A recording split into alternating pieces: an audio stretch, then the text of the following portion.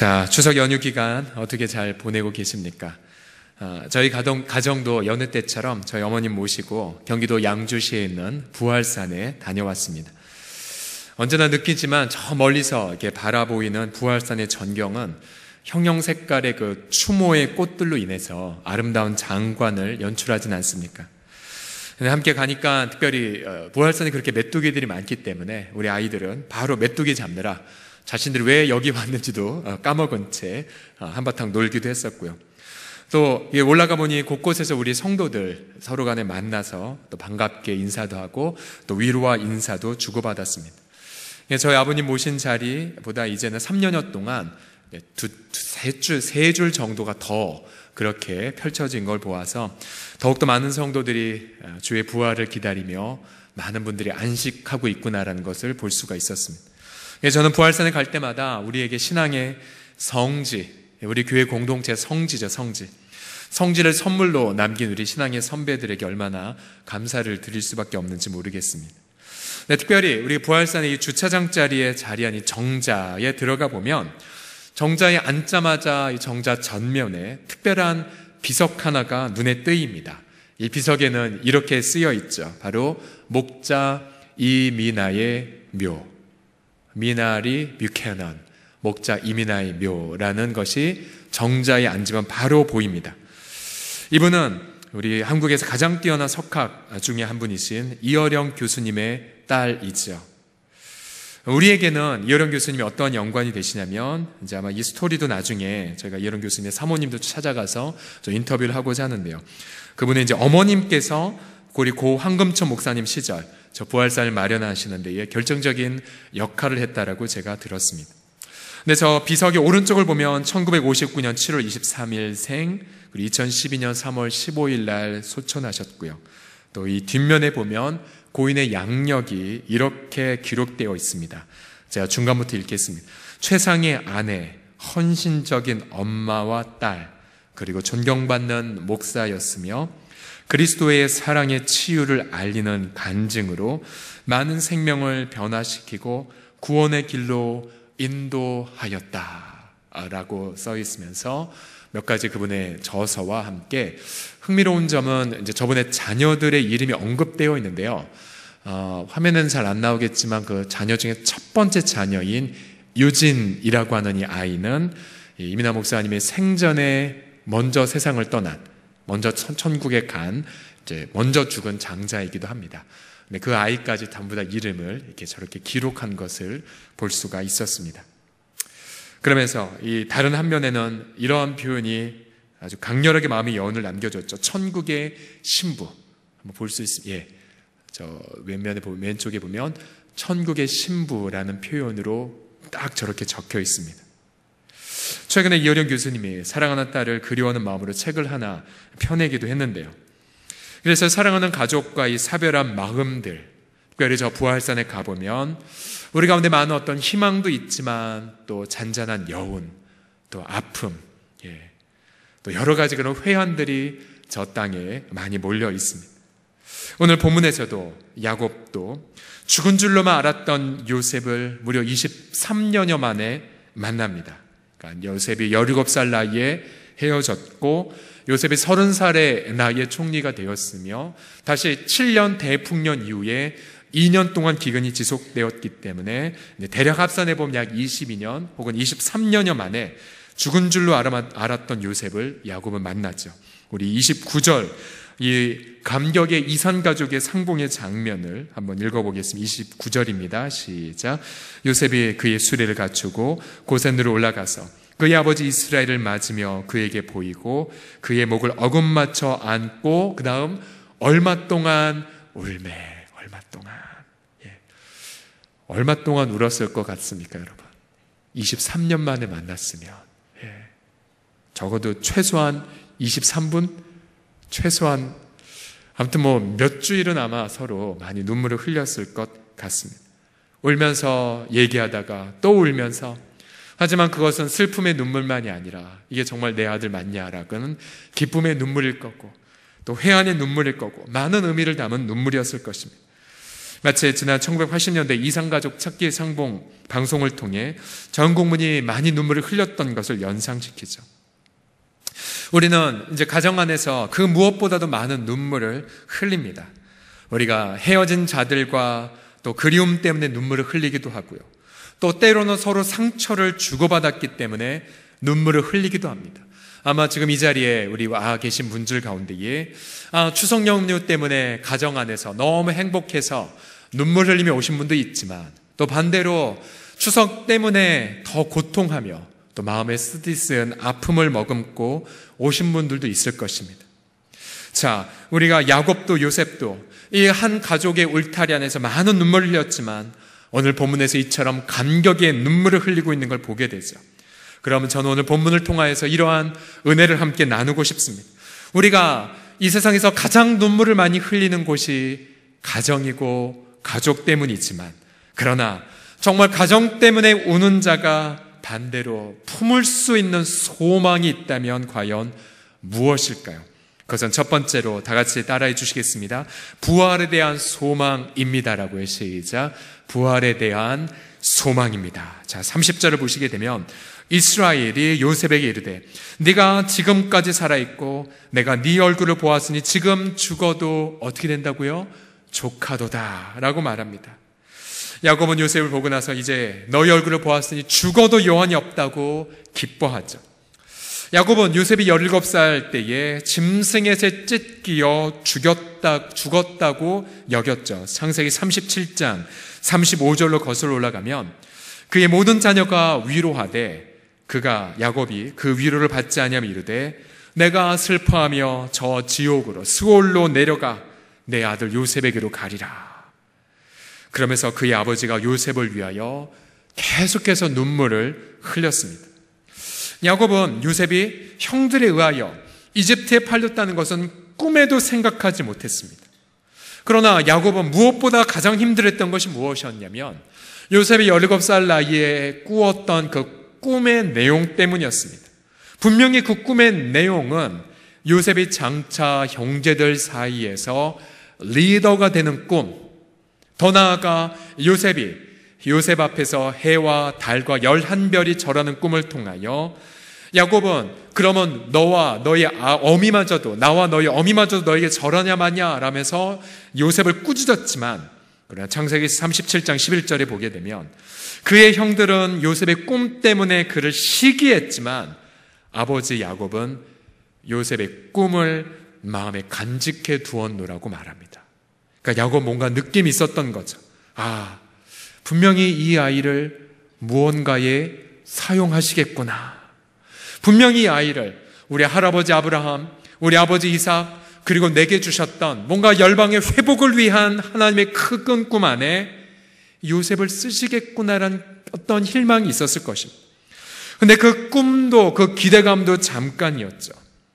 야곱의 눈에 요셉은 비참하게 죽임을 당한 걸로 간주가 되었습니다.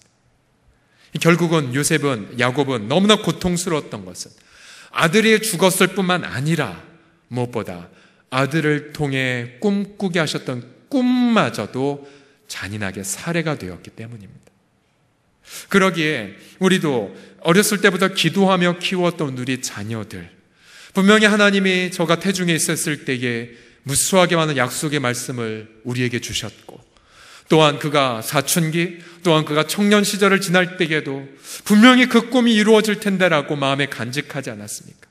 그러나 어느덧 자녀들의 모습은 그 꿈과는 정반대로 가고 있는 듯한 모습, 아니 그 자녀의 인생을 생각해 보면 내게 주신 하나님의 그 꿈은 전혀 존재하지 않는 것처럼 보일 때에 우리 부모들의 마음은 얼마나 고통하며 눈물을 흘립니까? 또 그뿐만이 아니라 특별히 실제로 사별의 아픔을 겪은 가족들, 자녀들이 자신의 인생보다 먼저 세상을 떠난 아픔을 겪었던 부모들의 마음은 너무도 고통스럽죠.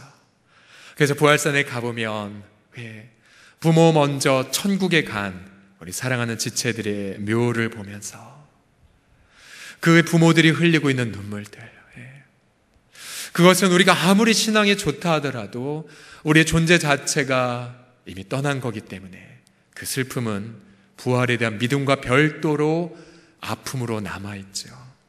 그러니 저희 장인 장모님 어르신도, 저희 장모님도 정말 신실한 권사님이고, 저희 장인 어르신도 정말로 신실한 안수 집사님 은퇴하셨지만은, 그러나 그분들도 정말 젊은 시절 하나밖에 없는 아들을, 그 아들 20살의 나이에 교통사고로 안타깝게 잃었거든요. 세월이 정말 많이 흘렀지만 그 두 분의 마음속에 비어있는 마음, 피눈물은 계속해서 흐르고 계시더라고요. 명절이 되어도 기쁘지 않다라는 그 부모들의 마음. 어쩌면 우리는 이 땅에서 하나님 앞에 예배하고 기도하고 또 서로 소망을 가지라고 얘기하지만, 그러나 이 땅에서의 소망은 한계가 있습니다. 그러나 오늘 이 구약 성경에 야곱이 경험했던 이 요셉을 통한 그 기쁨, 우리 창세기 45장 26절을 보게 되면 야곱은 요셉이 살아있다는 말을 처음에 들었을 때에 이런 반응을 했죠. 26절 끝부분에 보시면 야곱이 그들의 말을 어떻게 했다고요? 믿지 못했습니다. 그리고 어리둥절했습니다. 어리둥절했습니다. 마치 이 본문은 제자들이 예수님이 죽은 자 가운데 다시 살아났다는 소식을 듣고도 믿지 않은 것을 그대로 연상시키죠. 그러다가 야곱이 요셉이 보낸 말, 내가 살아있었고 아버지를 고센 땅에 모시겠습니다 말과 요셉이 보낸 수레를 보고서야 마음이 움직여 믿기 시작합니다. 똑같아요. 제자들도 예수님의 그 말씀과 또 예수님이 보여주신 손의 못자국과 허리에는 창자국을 보고 나서야 비로소 부활을 믿게 되죠. 그러기에 우리도 이 명절 연휴 기간 동안에 그 누구보다도 사별의 고통이나 혹은 우리 자녀들을 향한 하나님의 꿈이 무참하게 살해당한 것 같은 고통을 느꼈을 때에 주님은 우리에게 이 본문을 통하여서 우리가 마지막 날 경험하게 될 부활의 완성을 소망하라고 말씀하고 계십니다. 우리 데살로니가 전서 4장 13절에 18절 말씀을 보십시오. 형제들아, 자는 자들에 관하여는 너희가 알지 못하면 우리가 원하지 아니하노니 이는 소망 없는 다른 이와 같이 슬퍼하지 않게 하려 함이라. 자, 지금부터 여러분이 이 장면을 머릿속에 상상하며 그려보십시오. 우리가 예수께서 죽으셨다가 다시 살아나심을 믿을진데 이와 같이 예수 안에서 자는 자들도, 부활산에서 먼저 우리보다 자는 자들을 떠올려 보십시오. 하나님이 그와 함께 데리고 오시리라. 우리가 주의 말씀으로 너희에게 이것을 말하노니 주께서 강림하실 때까지 우리 살아남아 있는 자도 자는 자보다 결코 앞서지 못하리라. 주께서 호령과 천사장의 소리와 하나님의 나팔 소리로 친히 하늘로부터 강림하시리니 그 다음 그리스도 안에서 죽은 자들이 먼저 일어나고 그 후에 우리 살아남은 자들도 그들과 함께 어디로 끌어올려진다고요? 구름 속으로 끌어올려 공중에서 주님을 영접하게 하시리니. 아멘, 아멘. 그리하여 우리가 항상 주와 함께 있으리라. 주님이 다시 살리신, 주님이 부활시키신 우리의 사랑하는 가족들과 함께 항상 함께 있으리라. 그래서 바울이 이렇게 권면하죠. 우리 마지막 문장만 같이 읽어보자. 시작. 그러므로 이러한 말로 서로 위로하라. 아멘, 아멘. 그러기에 우리는 아직까지 끝을 경험하지 못했습니다. 우리는 그리스도께서 다시 오시는 날 우리의 사별의 아픔을 겪게 했던 우리의 사랑하는 가족들이 부활하여 우리와 함께 감격에 상봉하는 것을 경험하게 될 것이고요. 또한 그날에 우리의 그 무참하게 짓밟혀진 것 같은 자녀들을 향한 하나님의 그 꿈이 내가 정말로 잊을 수 없는 방식으로 이미 응답이 되어져서 우리 자녀들도 너무나도 영화로운 존재로 변화되어 있는 것을 우리 눈으로 확인하게 될 것입니다. 그러기에 저와 여러분 모두가 다 이러한 부활의 소망, 또 완성의 소망을 머금고 오늘도 우리가 한 주간 지났으니까 저와 여러분의 부활의 날이 또 한 주간 단축되었네요. 주님 오신 날이 또 한 주간 다 가까웠다면 우리 모두가 날마다 이 부활의 소망으로 승리하시기를 예수님의 이름으로 간절히 축복합니다. 우리 옆 사람 보며 축복합시다. 완성의 날이 한 주간 단축됐습니다라고. 시작. 완성의 날이 한 주간 단축되었습니다. 아멘. 두 번째로 가정 때문에 우는 자가 품을 수 있는 소망이 무엇이냐면 내가 가정 안에서 겪었던 모든 고통의 눈물이 마침내 기쁨의 눈물이 된다는 소망입니다. 자, 야곱과 요셉이 한동안 눈물을 흘렸는데요. 물론 이 눈물은 기쁨의 눈물이고 감격의 눈물이고 감사의 눈물이었을 것입니다. 그런데 여러분, 야곱이 흘렸던 눈물을 한번 묵상해 보십시오. 야곱은 처음에는 자신만의 이기적인 욕망으로 이웃을 울리는 자였습니다. 이웃을 울리는 자. 예를 들어 그가 아버지 이삭을 속였고 형 에서를 2번이나 속여서 장자의 축복을 빼앗자 누가 울었습니까? 바로 형 에서가 방성대곡하며 눈물을 흘렸습니다. 결국 야곱은 이웃을 울리는 자로 시작이 되었죠. 이웃을 울리는 자. 야곱은 이웃에게 피를 끼치는 화의 근원이었습니다. 그러나 하나님은 어떻게 하셨습니까? 그러한 야곱을 철저하게 빚어가셨죠. 바로 라반 밑에서 20년 동안 고생하게 하셨고, 또 형 에서를 만나기 전엔 고관절이 그렇게 위골되기까지 하나님께 매달리며 간구케 하게 하셨죠. 또 고생이 끝나는가 싶더니 딸 디나가 강간을 당했고, 또 자신의 둘째와 셋째인 레위와 시므온은 세겜 성읍을 사륙하기까지 했습니다. 급기야 자신이 가장 사랑하는 아들 요셉을 잃어버리고는 눈물로 노년을 보내었죠. 그리고 마침내 자신이 거했던 약속의 땅에 무서운 대기근도 임했습니다. 야곱은 일평생 동안 처음에는 다른 사람을 올렸다가 그 다음에는 자신의 죄성 때문에 울었고, 또 자신의 가족 안에 있는 죄 때문에 눈물을 흘렸습니다. 아마 야곱이 흘렸던 눈물의 양을 다 채워본다면 너무나 많은 양이었겠죠. 그러나 그 야곱이 흘렸던 모든 눈물을 다 채우자 마침내 오늘 요셉과의 만남을 통하여 아름다운 눈물로 그의 눈물이 바뀌었습니다. 요셉의 입장에서도 이 눈물을 묵상해 보십시오. 요셉도 형들에 의하여 구덩이에 던져졌을 때에 그는 애걸하며 살려달라고 눈물을 흘렸습니다. 이것은 바로 자신이 아니라 다른 이웃의 죄 때문에 고통당하면서 요셉은 시작되었죠. 또 노예로 팔려갔고 낯선 땅에서 채찍을 맞았고 또 범죄자로 누명을 쓰고 어두운 감옥에 던져졌고요.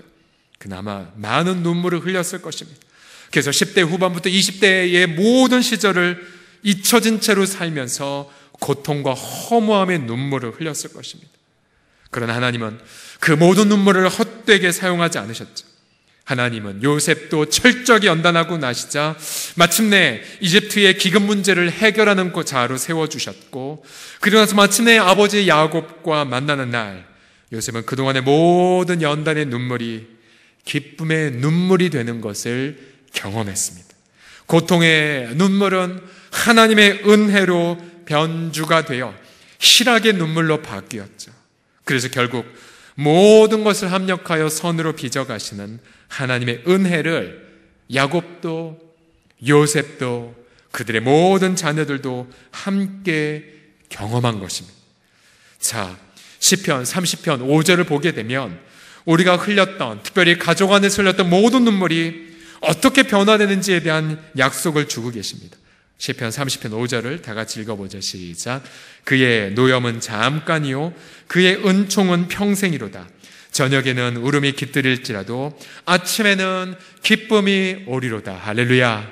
제가 다시 읽겠습니다. 그의 노염은 잠깐이요 그의 은총은 평생이로다. 저녁에는 울음이 깃들일지라도 아침에는 기쁨이 오리로다. 아멘, 아멘. 그러기에 저도 부활산에 서서 많은 그러한 회한의 생각을 했습니다. 제 명절날만 되면 제사를 피하기 위해 도망 다녔던 생각, 또 가족 복음화를 위해서 어쩔 수 없이 제가 남보다 믿음의 특출나서도 아니고 명절이 되면 너무 힘들고 고통스러우니까 그냥 그 어린아이가 새벽에 안 나올 수밖에 없었던 거죠. 하나님 언제까지입니까? 하나님 왜 저 이렇게 저주 가득한 집안에 보내주셨어요? 제가 명절이 되면 기도의 자를 더 사모하는 이유가 그때의 경험 때문이었습니다. 왜냐하면 명절이 되면 웃지 못하고 고통하는 성도들이 많이 있기 때문이죠. 그래서 정말로 그들을 위해서 단 한 명이 오더라도 하나님 만날 수 있는 기도의 자리를 교회가 만드는 것이 가장 큰 은혜라는 생각을 하게 됐죠. 근데 그때의 그 마음이 언제 빚어졌냐면 저희 어린 시절 가족 때문에 눈물 흘리고 가족 때문에 고통했을 때, 그때는 몰랐습니다. 그때의 눈물이 무슨 의미가 있을까? 왜 나는 이 가정에 보내어져서 이렇게 힘들게 눈물 흘리는가? 근데 그렇지 않았어요. 그 눈물은 영원하지 않았습니다. 제가 흘려야 될 눈물이 다 채워지자 어느새 그 모든 눈물들은 변하여 아름다운 기쁨의 찬미들로 채워진 것을 보게 될 때에 얼마나 감사한지 모릅니다. 그래서 우리가 심야 기도회 때에 종종 부르는 찬양, 나의 아버지 거룩한 사랑, 아들 보내신 그 사랑하면서 후렴 부분에 보게 되면 그날에 예수 다시 오셔서 하늘과 땅 모든 권세 위엄 나타나리니 보좌 위 영광 그 빛 흘러넘쳐서, 그 다음 가사, 우리 흘린 모든 눈물 새 찬양 되겠네 그날에. 아멘, 아멘. 그러기에 이 명절에도 많은 눈물을 흘리셨습니까? 어떤 눈물에는 이건 의미가 없는 눈물이다라고, 이건 너무 시간 낭비야, 또 이런 눈물이야 라는 눈물이 있죠. 그러나 하나님의 무궁한 은혜 때문에 우리가 흘린 모든 눈물이 하나님의 아름다운 찬미가 되게 하실 줄을 믿습니다. 우리 옆사람 보면서 축복하겠습니다. 당신의 눈물이 찬양이 될 것입니다 라고 시작. 당신의 눈물이 찬양이 될 것입니다. 아멘, 아멘. 마지막으로 가정 때문에 우는 자가 품을 수 있는 소망은 무엇이냐면 가정의 눈물이 이웃에게 복이 된다는 소망입니다. 자, 이집트로 내려간 야곱 가문은 아들들만 계수할 때에 70명이었습니다. 70명. 27절을 다 같이 읽어보겠습니다. 27절 시작. 애굽에서 요셉이 낳은 야곱의 집 사람으로 애굽에 이른 자가 모두 70명이었더라. 자, 성경 저자는 70명을 많이 강조하고 있습니다. 왜 여성들이나 또 며느리들을 다 빼버린 채 70이란 숫자를 기록했을까요?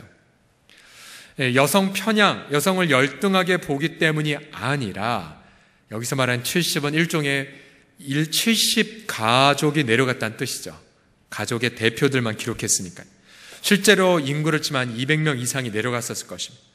근데 왜 70을 굳이 강조했냐면 창세기를 거슬러 가면 이 70이라는 숫자가 정확히 나온 데가 한 군데가 있습니다. 그것은 바로 창세기 10장과 창세기 11장입니다. 거기에 가보면 노아 홍수 이후에 셈과 함과 야벳 이 세 아들을 통하여 열방 백성이 다 퍼져나갑니다. 그런데 이 셈의 후손들, 야벳의 후손들, 또 함의 후손들을 다 계수하면 몇 명이 나올까요? 정확히 70이 나와요. 70이. 물론 지금 세상의 모든 민족의 숫자는 우리 언어나 이런 걸로 치면 24,000개 이상으로 종족으로 보지만 종족과 민족이 더 분화되기 전 이제 창세기 보게 되면 70개의 기본 종족을 통해 열방이 퍼져나갔습니다. 자, 열방의 숫자가 70개고 이집트로 내려간 야곱의 가문의 숫자도 70명. 왜 이렇게 맞추셨을까요? 신명기 32장 8절을 다 같이 읽어보겠습니다. 시작. 지극히 높으신 자가 민족들을 기업을 주실 때에 인종을 나누실 때에 이스라엘 자손의 수요대로 백성들의 경계를 정하셨도다. 매우 흥미로운 구절이죠. 그것은 하나님이 지극히 높으신 자가 민족들에게 저마다 땅을 주시고 인종을 나누실 때에 무조건 나누신 것이 아니라 누구 자손의 수요대로 하셨다고요? 바로 이스라엘 자손의 수요대로 백성들의 경계를 정하셨다라고 말하고 있습니다. 왜 그럴까요? 왜? 그것은 아주 간단하죠. 하나님은 이스라엘 백성들 한 가족을 통하여 그 가족에게 맞는 열방을 복주시기 위하여 이스라엘 백성들의 수요대로 열방의 경계를 정하신 것입니다. 왜냐하면 하나님 이스라엘 백성들만 편애하여 이들에게만 축복을 주기를 원하신 것이 아니라 바로 이스라엘을 통하여 열방을 축복하기를 이미 창세기에서부터 계획하셨기 때문입니다. 출애굽기 19장 5절과 6절을 보게 되면 이제 이스라엘 백성들의 70 가문에서 수백만 명의 대나라가 되자 하나님 분명히 이들에게 이렇게 선언하셨습니다. 출애굽기 19장 5절과 6절을 다 같이 읽어보죠. 시작. 세계가 다 내게 속하였나니 너희가 내 말을 잘 듣고 내 언약을 지키면 너희는 모든 민족 중에서 내 소유가 되겠고 너희가 내게 대하여 제사장 나라가 되며 거룩한 백성이 되리라. 아멘, 아멘. 그러기에 지금 이 야곱의 가문이 이집트로 이민을 가는 것은 돈 문제 때문이 아니었습니다. 그것은 그들을 통하여 열방을 축복하기 위하여 내려보내시는 것이었죠. 그래서 하나님은 야곱에게 두려워하지 마. 내가 너로 큰 민족을 이루겠 거야. 그리고 큰 민족을 이루어서 교만하고 그리고 자랑하는 것이 아니라 큰 민족이 되면 이제 이집트 한 나라뿐만 아니라 가나안 땅의 모든 나라들 그리고 셈과 함과 야벳으로 퍼진 모든 나라들을 내가 너희들을 통하여 축복할 것이란다라고. 그것이 바로 하나님이 이스라엘을 축복한 목적이었습니다. 그러기에 이 말씀의 통찰을 통하여 우린 이러한 적용을 할 수가 있죠. 그렇다면 이 야곱의 가문에서 있었던 모든 눈물들, 배신, 살인, 불신, 우상숭배, 이 무수하게 말도 안 되는 무수하게 많은 눈물들이 결국은 이집트를 축복하였다면 그러면 오늘 이러한 소망을 품을 수 있지 않을까요? 우리 가족, 우리 식구, 여러분의 가족들, 어떤 면에서 명절이 되면 우리 가족은 너무 부끄러워. 우리 가족은 명문 가문이 아니야. 별 볼 일 없는 가정이야 라고 혹시 자신에게 고통하게 했던 분들이 할지라도 우리 하나님은 여러분들 한 가족 모두를 부르셔서 우리의 가족 한 분 한 분을 통하여 민족을 치유하고 열방을 변화시키게 하실 줄을 믿습니다. 그러기에 제가 늘 언제나 강조하지요. 우리 가운데에 만약에 믿음이 정말로 없다. 주님 저는 너무 믿음이 없어서 저는 세상 못 품어요 라는 분은 이렇게만 고백하시면 됩니다. 주님 저는 믿음이 너무 없어서 민족 하나밖에는 변화 못 시킴을 죄송합니다 라고 기도하셔야 돼요. 왜 여기 나와 있잖아요. 우리 가족의 수요대로 열방을 경계를 삼으셨다니까. 그럼 우리 가문 믿음이 너무 부족해서 이 한민족밖에 변화 못 시켜. 그러나 남들보다 조금 믿음이 더 있다. 난 조금 더 믿음이 있어. 그러면 오라고 기도하셔야 돼요. 하나님 감사합니다. 주님 저희에게 믿음을 주셔서 2개의 민족을 품게 하심을 찬양합니다라고. 그렇게 기도하실 수 있어야 돼요. 그래서 우리는 모두가 다 뭔가 특별한 사람만 해외에 나아가서 복음 전하는 게 아니에요. 우리는 예수 그리스도를 믿는 순간 그 믿음의 부르심 안에 이미 열방을 축복하는 복을 저와 여러분이 이미 받은 줄로 믿습니다. 앞서 제가 말씀드렸던 고 이민하 목사님의 가정을 한번 떠올려 보십시오. 이민하 목사님의 인생은 참으로 기구한 인생이었는데요. 너무나도 완벽한 아버지, 너무나도 완벽한 어머니 밑에서 자라다 보니 이제 좋은 대학교를 들어갔지만 그러나 대학 들어가자마자 한 남자와 더불어 미국으로 야반 도주를 합니다. 이제 그 남자가 여러분도 잘 아는 유명한 야당의 한 정치가이죠. 그러나 둘의 사랑은 이내 식어버렸고 그리고 저 타국에서 이혼을 해버립니다. 그리고 그때부터 이 이민하 목사는 미국에서 많은 고생을 했어요. 이제 아버지를 닮아서 나름 성공도 합니다. 미국에서 이제 변호사도 되고 검사도 되면서 청소년들을 위하여 변호하는 역할도 하지만 그러나 자신의 아들 유진이를 이름도 모르는 병 앞에 보름 만에 잃어버리고 다시 1년 동안 고통 어린 그런 우울증 증세를 경험하게 됐고요. 그리고 암에 걸려서 사경에까지 헤매기도 했었고요. 무수하게 많은 고통을 많이 겪습니다. 그리고 눈이 실명될 뻔했지만 그 아버지의 이어령 교수가 내 딸의 눈을 고쳐주시면 당신에게 내 마음을 바치겠다는 고백, 하나님의 이 기도 응답해 주셔서 아버지가 자기 때문에 예수님을 믿었고 세례받는 감격도 경험했죠. 어찌 보면 이 가정은 너무나도 눈물이 많은 가정, 어찌 보면 남들 보기에 부끄러움이 많은 가정이런지 모릅니다. 그러나 마지막 이 이민하 목사님이 이제 전국에 가시기 몇 년 동안 하나님은 그녀를 불꽃처럼 사용하여 주셨죠. 그래서 그분의 저작, 땅끝의 아이들이나 여러 저서를 통해 한국교회의 뜨거운 하나님에 대한 갈망을 불어일으켰고요.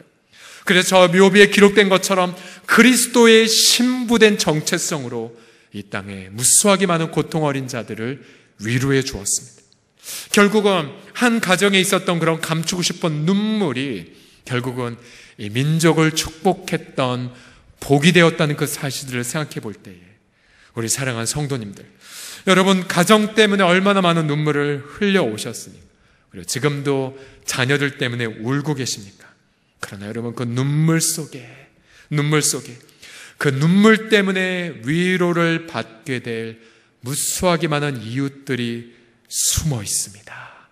그리고 우리가 흘리고 있는 눈물은 또 다른 이웃을 살리는 씨앗이 되고 있습니다. 그러기에 이 연휴 기간 동안 오늘 성경이 주시는 특별한 소망을 저와 여러분의 마음속에 영원히 각인하십시오.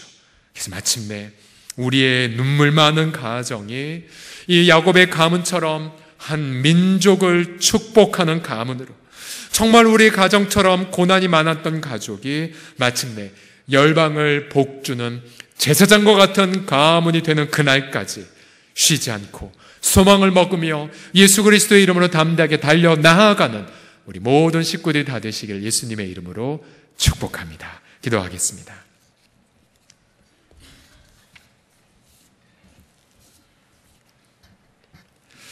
하나님 아버지, 이 시간 우리 가정에서 흘렸던 모든 눈물을 하나님의 전적인 주권 앞에 다시 올려드리나이다.